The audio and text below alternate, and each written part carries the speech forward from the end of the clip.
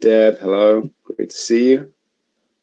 There's a few folks joining. As you join, please say hello, but also let us know what you're here to learn about. That would be a really good framing for our conversation today. So let us know what you're interested in finding out about automation analysis, and maybe we'll even roll that into our questions and our conversation today. All right, so as I see this number ticking up, I'm going to start pushing on because I think we've got a lot of ground to cover. Great to see everybody. Thank you for joining us. And just to orient us today at the beginning of our session, I just wanted to cover off on the webinar experience and what you can see in front of your or on your screen.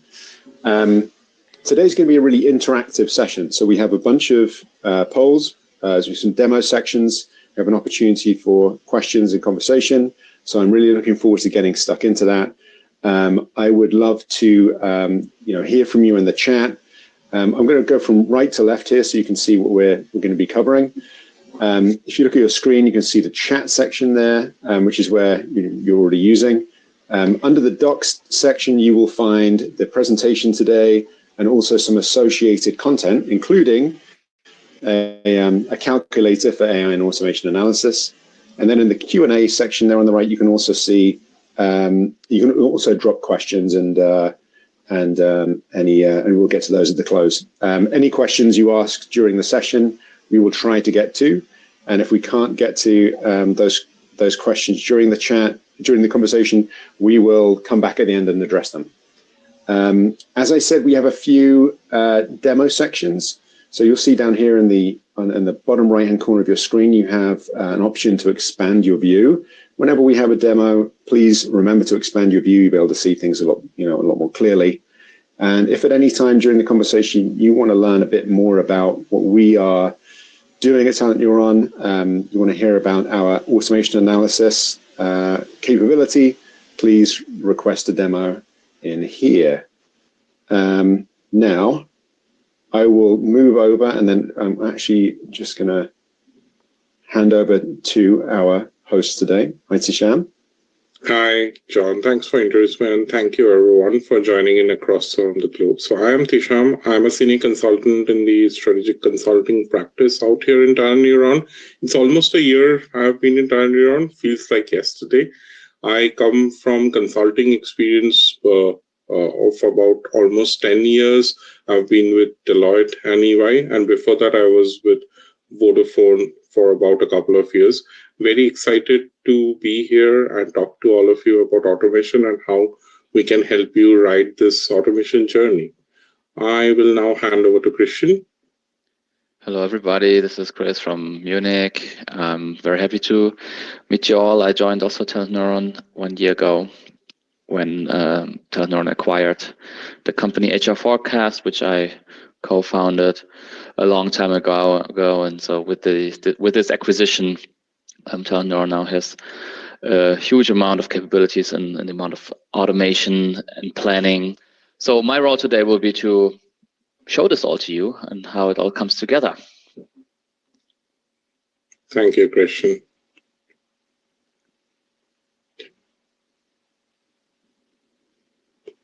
So thank you, John, for preempting that question out as well. So I could see some of the responses coming across through the chat as well. Like many people would like to understand what automation, how can that impact their organization? How can it help from a productivity gain standpoint? What does it do for different stakeholders? So we see a lot, but again, if there's anything else you want us to pick up, I think that would be great. But thank you. So we will answer all of those which you have sort of asked. So next one, please. But before we actually do that, right, like it's important to understand that the next great transformation is already underway. Now, why are we calling this as our next wave of transformation? It's because we anticipate about 86% of the companies across the globe would be transformed by AI by 2030. We are almost nearing the end of 2025. So it's just about 4 years that's left as well. And we have to ride the journey. It's already there, it's happening, and we have to sort of be ahead of our game to be more competitive in the organization. You cannot look and sort of shoo away from automation. It's already there. Now with automation, as you can understand, many of you talked about productivity gains as well. It's going to decrease the human work by 15%, right? We're now in 2030. So it's very important to understand like how automation impacts your organization and how it can shape your future. Next one, John. So on the left, as you can see here, right, are some of the excerpts which we hear about, right? So every now and then we sort of hear about like employers are replacing workers by robots. We have now AI, which sort of performs like agents. There's so many news about AI which comes in, which makes us believe, right, that automation is already here. Many of the organizations have already made huge leaps in this particular journey.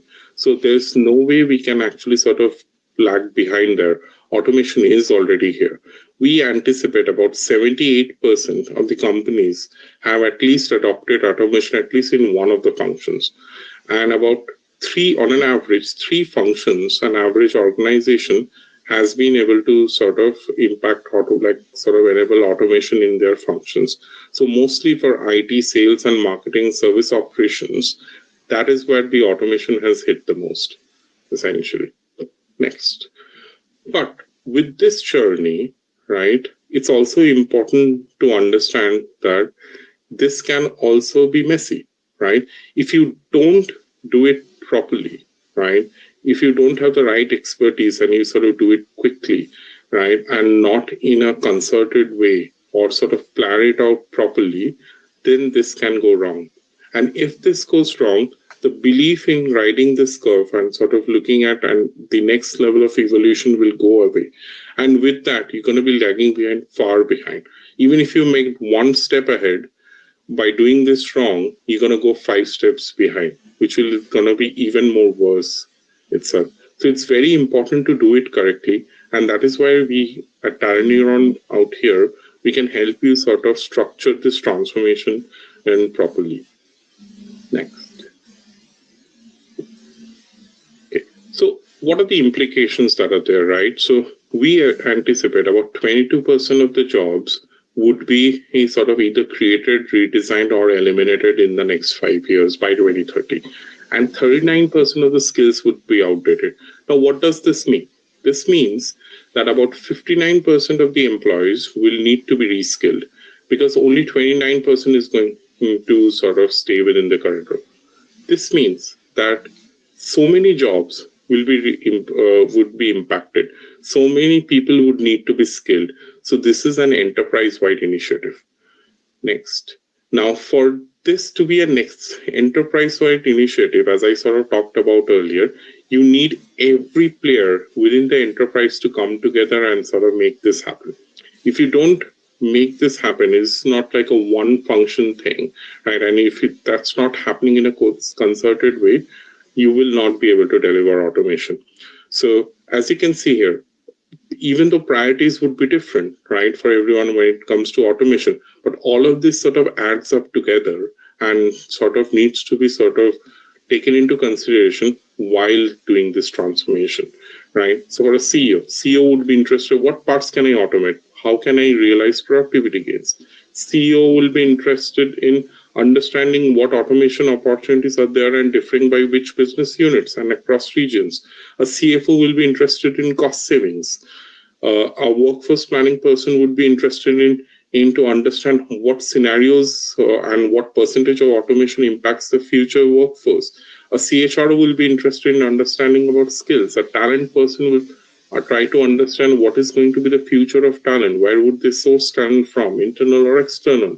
A CSO would be interested in understanding what are the automation capabilities. A CTO would like to understand what are the technologies that need to be implemented and what is going to be the roadmap for it.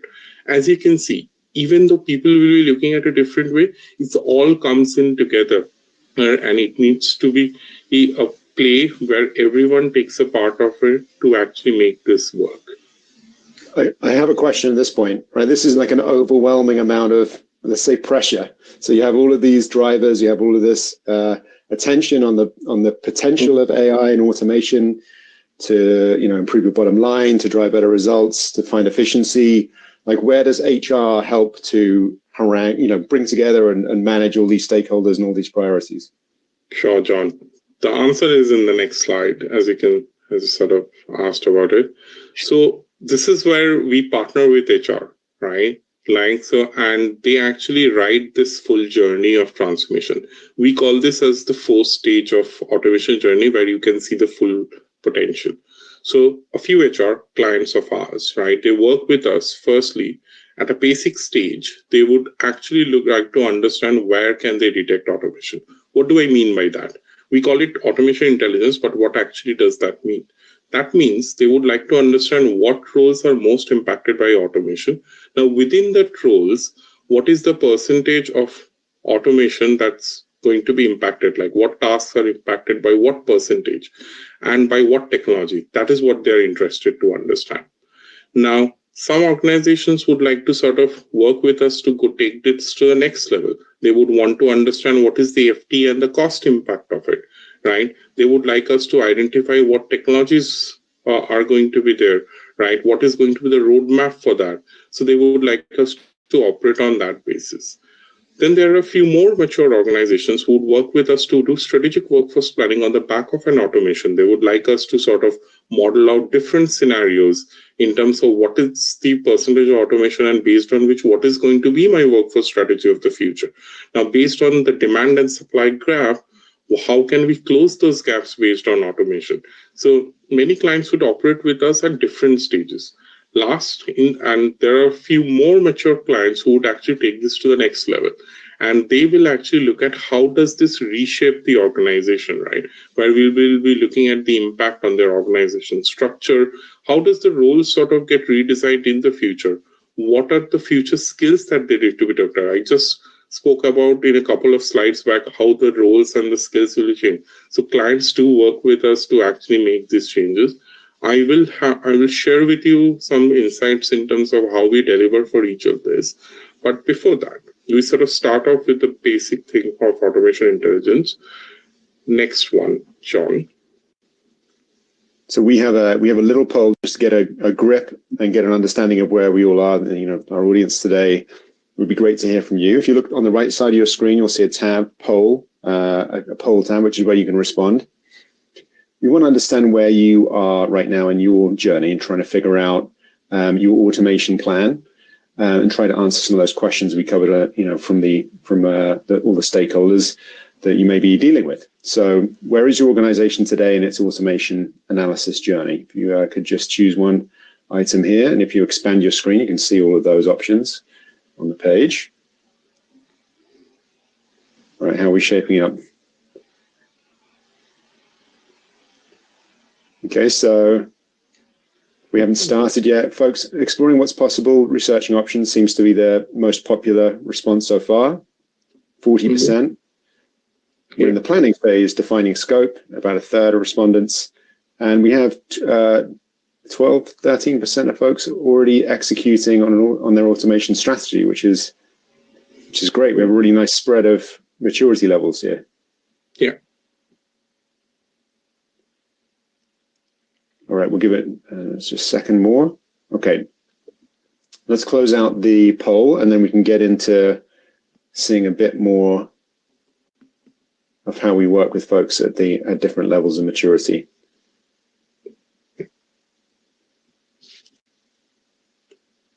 All right. Thank you, John. Yeah, no, I think the stats are very representative of the entire market, right? There would be few people who have not started. Some people would have sort of completely done this. Some would be in a planning state. Some would be in a research state. So we'll have a mixed bag. The importance is it's not late. Okay, we still have about 4 years. It's important to ride on this journey, and how much of the journey you would want to ride along this is going to be the important point, but it's never late to start. So the first thing which we wanted to focus on is the automation intelligence bit, right? Which many companies start off with. At a basic foundational level, there are 3 important things that we sort of give our clients with. So we give them at a role level, what is the automation potential? What are technologies which are impacted? And at a duty or a task level, we tell them what is the automation percentage that's going to be there. Now, based on this fundamental 3 data, next one, we actually can create reports for our client where we can actually say, hey, what is the automation potential by each role? Now, within the role, what are the tasks? What is the automation potential at each of this task level? And what are the contributing technologies for that? Now, what I will do is I will hand over to my colleague Christian out here, who's going to sort of demonstrate to you how can we actually visualize this in our platform from which we actually source this data from and crunch it for you. Christian? Yeah, let's take you on a journey and put this all into action. So the automation journey typically starts at a job architecture level, or job library level. So what you see here is a sample job library. This could be 10 jobs, this could be containing 100 jobs, this could be containing 1,000 jobs. It doesn't really matter. And this could be directly sourced from your internal data, or it could be also a third-party library you are acquiring. So however the data makes it in there, the jobs make it in there. What we then do is basically we work our magic by analyzing each and every one of these jobs on there to discover the automation potential. So when we now start evaluating this, we could explore what are the roles that I have within my organization that have the highest automation potential overall. Or you can also break it down and say, this for the BPA, or the business process automation, Rajesh, that's the question in the chat, so that should answer it. It's business process automation. What's on business process automation side of things, the role that has the highest impact, or what is AI that has, what's on the AI side with the highest impact. There could be any other kind of technology cluster that you can think of here. And let's work this out on the example of the recruiter now. So when we deep dive on the recruiter, this could look something like this. So we know overall this is 23%. It's based on different technologies that are influencing it, and this is not a black box. So the system will actually show you or tell you what are the concrete technologies driving this. And if you think about the question, what actually drives automation, you see rolled up all the way at the top this number of 23%. But how do we get to this number? Well, in our logic, you do not automate skills, but what you actually do automate are the tasks. So we have all the duties that are connected with this profile of the recruiter. In this case, there are 9 duties written down here. And each one of these duties now gets analyzed. So you can see, for example, this duty of defining role requirements has a high automation potential of 29%, while there's a duty down here where, for example, you say you negotiate offer terms for the candidate. This has only a medium automation potential. There could be also, of course, duties with a low automation potential or no automation potential at all. So through these kind of analysis, you can then find out what actually drives automation, what are the technologies or the quick wins located with it, and to then really roll it up to the overall number.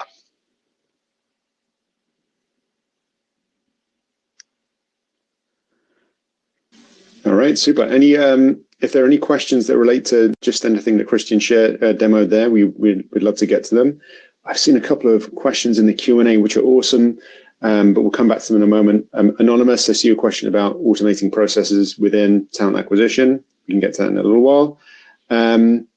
Before then, let's have a little another poll here to understand like what we can do with this data. So we understand, we've spoken so far about the fundamentals, the fundamental data that we need to make automation decisions. And now we're talking about what we can do with that data. So how well do you understand the potential cost savings of automating specific tasks and roles? So, in the same as before, go to the poll tab on your right, choose an option there. And it looks like overwhelmingly, we're looking 65% now of respondents are not analyzing that or aren't able to report on that yet. So that seems to be a common issue. Christian, Tisham, would you say that's typical? Yes, that's very typical, essentially. So many people haven't sort of analyzed that itself. So it's typical of the market, and that's a staggering 90%, essentially. So which is very revealing. Awesome. Yeah, I can just confirm that. I think, on the other hand, cost savings are one of the main, if not the main, drivers behind initiatives and automation potentials. So it is definitely going to grow, and the maturity is also going to grow. Fantastic. Okay, so I think we'll close out the poll now, because we have a lot of really good questions in the chat. So I think after we have another look at the platform, we'll be able to address some of those questions, and then we'll ask some of them directly to Christian and to Sham, so we can we can get to those sooner rather than later. Sure. So let me just come back. So Sham, take us off from here. What do we see? What are we going to do with this data from this point? Sure. Could you share back your screen? Yes. So what we do as part of this data point is we actually take this to the next level, right? Where we analyze the data points and sort of make it meaningful for your organization, so that we can actually create tangible business benefits for you. And there was one question that I found in the chat is that how can we make this sustainable for the healthcare sector, right? Just not the healthcare sector, right? For any sector itself, we want automation technology to stay. It's just not a finger up in the air kind of a number that we sort of go and share that with you. We actually tell you how you actually can have the technology, automation technology, to impact what the roles are doing currently and what they're going to do in the future. So please hang on till the end of the presentation. We will actually share with you exactly how we advise our clients in terms of how the roles and the skills would be sort of shaping. Now, looking at this model, what we do is this is a simple pyramidal model. We actually analyze automation at each of these levels. So at a skill level, at a task level, at a role level, at a function level, and at an organization level. So from a skill standpoint, we can actually future-proof the skills. From a role standpoint, we future-proof role redesign. And it's not always about cost savings as well. We can also look at how roles elevate themselves in the future itself. So we're going to touch base on that later on. How can we automate tasks and gain productivity? That was one of the questions that you had asked. From a functional standpoint, and then from an organization, how does this roll up, right? From a cost-saving standpoint and overall. Then we look at how can we implement technology and identify those for you. And last but not the least, how can we do strategic workforce planning based on the back of this automation data, so that you exactly know what is going to be the workforce strategy of the future as part of the automation transformation. What I'm going to sort of next depict to you is some of what we have done for our clients, so that you exactly know what we have exactly done for our clients. Next one, please, John. So here is something which we did for one of the clients out here, right? So we actually depicted what is the savings at an overall organization level and at a functional level. On the left, that you can see is, right, the total FT count on the left. The full automation potential is what the tool is going to throw up was minus 20%. But hey, some of you might have already Copilot or used ChatGPT or use some other BPA technologies like Tableau and all to actually help you do that. So you might have already done some of it. So essentially you've realized some of it. So it's not that the entire FT will go down by minus 20%, then we need to sort of calibrate that. That calibration out here for that client was plus 5%. So in the end, we proposed that we could achieve by minus 15%. Now, what does that mean from a cost saving standpoint? We sort of indicated in the middle, right? And what each of the technologies sort of reveal.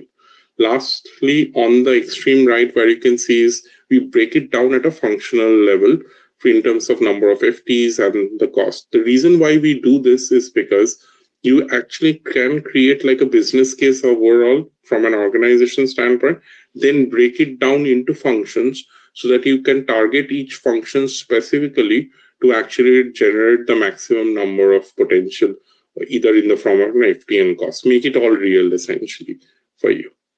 Next one. Then from organization to function, then we sort of move down at a role level, which you can see on the left here. These are the automation potential for the role.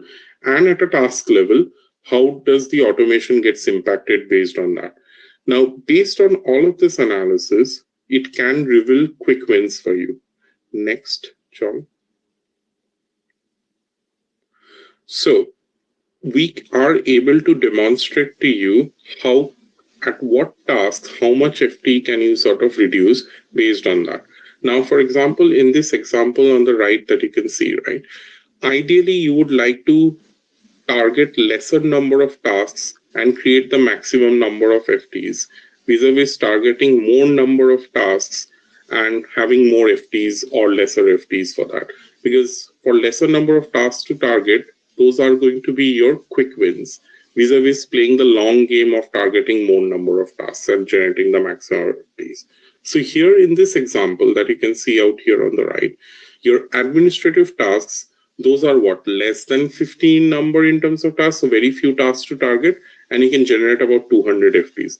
Vis-a-vis some of the things on the right, where you have more number of tasks to actually target, but the number of FTs are also high, but still it's going to be a long win. So your low-hanging fruit out here are your administrative tasks which you can operate. So we actually come to the client and explain them exactly what tasks to target.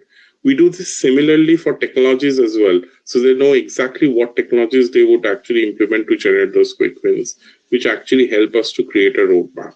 But more on the technology on the next slide, John. I do have one super quick question that came up in the Q&A. So Lydia, thank you for your question. Is there a list of low automation potential skills for recruiters? Now, I think this is an example. I mean, obviously, if you'd like to talk more about your specific case, Lydia, we can, if you hit across the demo button, or someone will follow up with you anyway, so we can address your specific question. But what you were saying there is that, Tisham, is that the technical tasks are generally, to the right of this chart, because they are the hardest to automate. They are not the quick wins. And then the what we have on the left is the administrative tasks. Is that accurate? Yeah, that's accurate, because you have lesser number of tasks to target, which will actually sort of be your quick wins, and you can generate the maximum number of FTs. So those are your low-hanging fruits, basically. And just to answer Lydia's question in detail as well, that's a very good question. See, skills are not automatable. It's just that post your automation, you would not need that skills, or that would be a declining skills for you, right? It's the tasks which we automate. You might not use more of that skills. So that is like the fundamental difference that I wanted to sort of call out. So for a recruiter, essentially, right? So let's say we implement some AI technologies which will help them to actually hire candidates better. They will be able to do it faster. Many of the tasks would be removed. But to take decisions in terms of what are the right candidates to sort of get for, that is a skill that will still be there today and in the future. Just some of those automatable tasks of scheduling, etc., which will go away, essentially, which will not be there no more in the recruiters, essentially. Okay, let's move on. All right. So, and as I promised, right, like, so we do actually recommend technologies as well. So what are the technology category? What are the technologies within there which will recommend? What are the job families that are impacted? What are the jobs that are most impacted? What is the FT savings, cost savings, and what is the ROI even that you can get? So we can actually model out ROI calculations for you. So do you exactly know by what investment you can generate what kind of ROI, essentially? And these kind of data points are extremely important, which our clients value, because business can take decisions on it. Awesome. So I think this would be a good opportunity to stop and pause again for another couple of questions to our audience. So just the same as last time, if you could look to the right of your screen and the poll responses. I do want to also recognize that we have a ton of really great questions in the chat. And so we're going to get to those in just a moment. We'll take a little early break so we can answer some of those questions as we go. And Christian, I think those are going to be many for you. This poll response, this is going to be interesting, because this is the next thing we're going to be shining a light on here. How well do you understand the impact of automation on long-term workforce planning? What is the SWP knock-on, the talent demand knock-on? What are the consequences? I think it would be great to get a feel for where we are now. I think as we've gone through these polls, I think not a great surprise. Like some people, I think largely our respondents are saying we have a general sense but no detailed analysis. So I imagine that means not down to that granular task level that you were just talking about, Tisham. Yeah, exactly. Right. So like the other polls itself, right? People are at the cusp, they're starting the journey or in their early phase. So it's important to write that journey very quickly now. But it's never too late, John, as I mentioned. Very good. Okay, let's move on to the slides again. Yeah, let's close out that poll. So I think thank you all for your responses. Give me just a moment here. And then we're going to talk a little bit more about that strategic workforce planning piece. Yeah, this is the next thing which we help with our clients. So I'll quickly run this pass and I will obviously hand it over to Christian, who will actually show you exactly how we do. So as you all know, right, we have the 6 interventions that we do as part of a strategic workforce planning: buy, build, borrow, bot, break, bounce, right? Bot is a critical one. Bot is your automation driver, right? By using like the bot intervention, you can like quantify what is the automation, and Christian will show you exactly how we are going to do strategic workforce planning. How does that workforce sort of get shaped because of that? And as a result of doing that, you will be able to answer the questions that you can see, right? What are the roles which are most susceptible to getting automated? How can we upskill and redeploy talent? What parts of automation will remain? How can we combine roles? Some of it will come through as part of the break intervention, which is org design, which I'll cover later on, and what skills are becoming more or less important. So you will be able to answer the question based on that. So without much further ado, Christian, over to you to sort of demonstrate how we can do this. Thank you very much. The beauty of having the demo open and being in a live environment here is that I can be very flexible here. So I would actually like to use this opportunity before we jump into the SWP component to quickly answer some of the questions that are in the chat before we forget about those and reply to them. So one of the discussion in the chat has really shifted from tasks to skills, right? So I want to be conscious of that and also show you how relevant that is when we look at automation. So what I've shown you before was more focusing on how the duties that are allocated to a job are being automated. That obviously influences the skills. That's very clear. So what the engine also does for you is can show this to you right here. Right now, it'll do the calculation, and then you can basically see what does it mean for the skills and connected with this profile. So you can see here a bunch of skills, and then understand, for example, this skill of interviewing techniques remains relevant, but the proficiency will change. I will be requiring, instead of advanced, requirement expert level skills. You can also understand there are some new skills coming into the mix that you need to focus on. And this will essentially allow you to prioritize your investment decisions in terms of learning, but also on the recruiting front, right, where you need to start hiring more. And you can, of course, also then understand, what's the outdated side of things? So what are the skills I shouldn't focus on investing anymore, because they will be most likely be automated very soon. So I just really wanted to follow up with that to cover the skills component.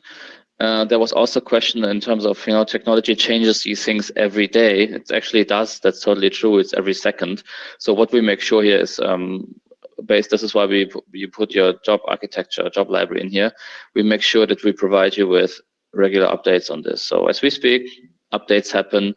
So whenever profiles are hit, you will be notified on a regular cadence.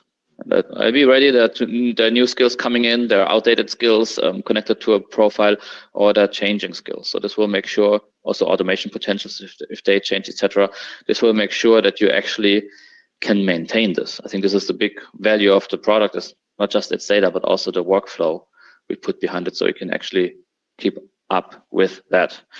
And a quick excursion also on how we actually come up with these automation potentials. So that's obviously part of our IP, but what I can tell it to you based on a very easy example. So let's look at the profile of a gardener. Yeah? The gardener needs to water the plants and mow the lawn.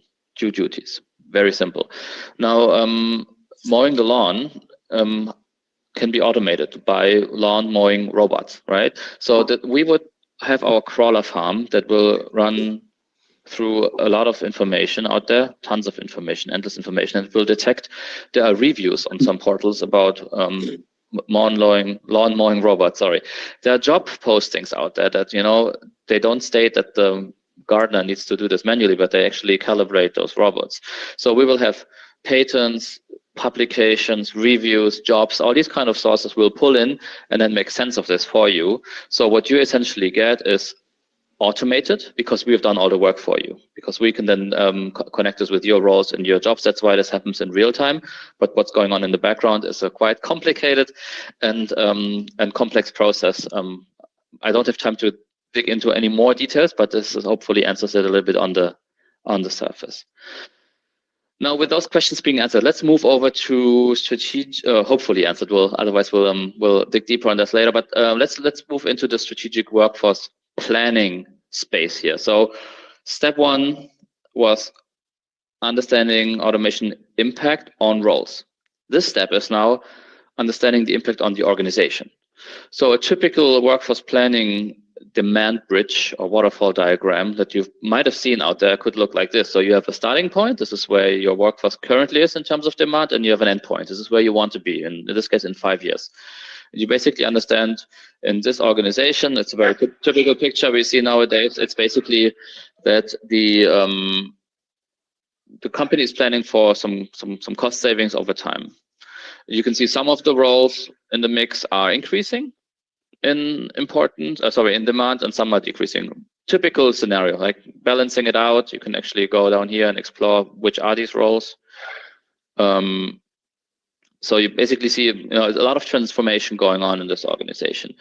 Now, with this automation data in the background, we can now pull in another scenario. We can say, how will this status quo case or expected case actually look like if we do invest and realize these automation potentials? And it will do the calculation for you and basically now tell you, you have a lot of productivity gains, especially in the next 3 years. And suddenly only one of those roles will have an increasing demand and the other ones will have a decreasing demand. So this literally gives you two views, the expected view and the automation view. And if we now also pull in the supply scenarios, we can maybe run a high attrition scenario, a low attrition scenario, etc. Then we come up with something like this. So we see in an expected case, there will be a gap of around 200 FTEs because we lose a lot of employees. That might sound pretty scary. Yeah, wow, a lot of people we need to hire or develop from within. However, if you now pull in the automation scenario, we actually see this gap is only 140 roughly. Yeah, so just by incorporating these automation figures in the workforce plan, you can already understand that the risk on the gap side is being reduced. The obvious next question is, so how much does that cost and how much will that impact my cost structure of the workforce? So if we look into the cost analysis right here, and let's pull in those scenarios next to each other, this will do it for you. So you can calculate one scenario, again, keeping the status quo. You have some cost increases over time because of labor costs that will change, but overall the workforce will remain quite stable as we have seen before. And then you have on the other side the minimum cost case, which is in this case the automation case. And you can see there's a difference of about 8 million actually dollars. So this is exactly the number that you want to know, so you can evaluate the costs it takes to get to this automation case against this. So this is a nice baseline for the ROI discussions and to set the expectations how much automation would actually leverage in terms of the costs. Again, we offer you the option to drill this down by role, by location, by department, whatever is relevant for you. So what's actually interesting to see is the data scientist role.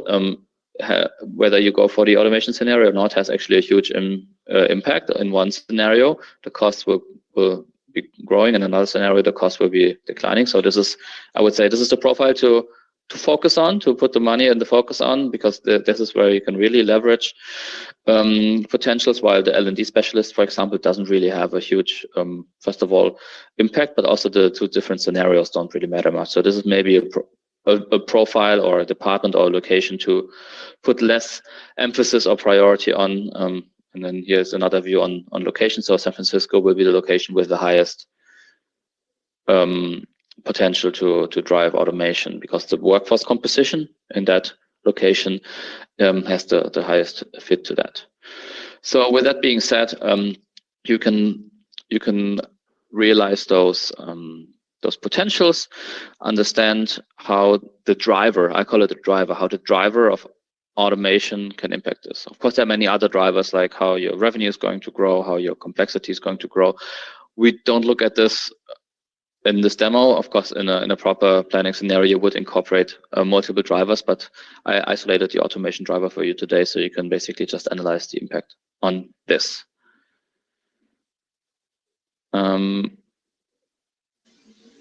Yeah, so just to answer Mohit's question here on the fly, how we incorporate the skills view here. So you can, of course, at all times have a look at the, do I have this in here?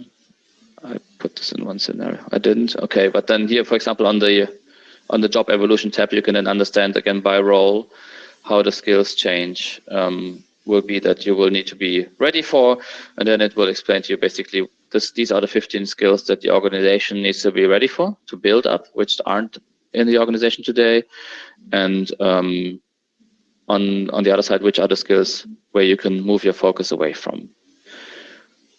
I will show in the next demo, we have one more coming up in a few minutes. I will also show you how this will actually break down on team level, but back to Tisham for now. Yeah, thanks, Christian. Yeah, and thanks for addressing some of the questions, because we've had so many, which is great to see. Keep them coming. We do have time to run through a little bit more before the end of our time together. I want to think back, Tisham, to your earlier slide on basically kind of the 4 levels of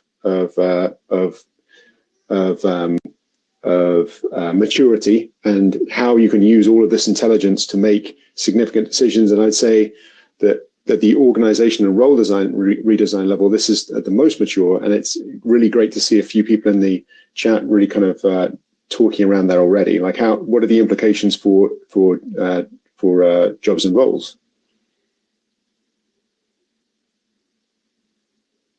Oh, you're on mute there. Can you hear me now? Sorry. No, good. Can hear you. Yeah, cool. Apologies. So let's move to the next slide. Okay.